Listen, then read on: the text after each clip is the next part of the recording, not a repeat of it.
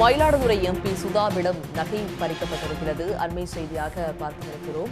டெல்லியில் அதிகாலையில் வழக்கமான நடைபயிற்சி மேற்கொண்டிருந்த போது சுதாவிடம் 4 சவரன் செயின் பறிக்கப்பட்டிருக்கிறது. இது பற்றிய விரிவான விவரங்களோடு இணைகிறார் செய்தியாளர் ராமகிருஷ்ணன்.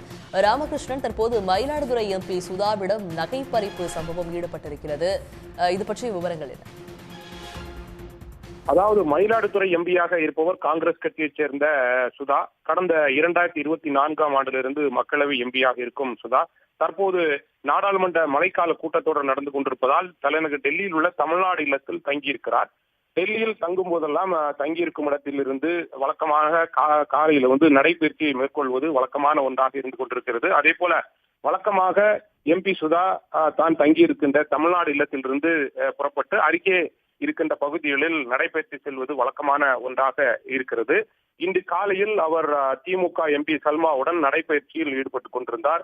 2 பேரும் செக் தூதரகம் அருகே சென்று கொண்டிருந்த போது ஸ்கூட்டியில் வந்த ஒரு இளைஞர் தங்களது அருகே தான் அணிந்திருந்த 4.5 பவுன் செயினை அறுத்து சென்று விட்டதாக காங்கிரஸ் எம்பி சுதா தெரிவிக்கிறார். இந்த பகுதி என்பது மிகவும் பாதுகாப்பான ஒரு பகுதியாக இருக்கிறது. ஏனென்றால் தமிழ்நாடு இல்லம் இருக்கின்ற அந்த இடம் என்பது அதிகமாக வெளிநாட்டு தூதரகங்கள் அதிகமாக இருக்கும் பகுதியாக இருக்கிறது.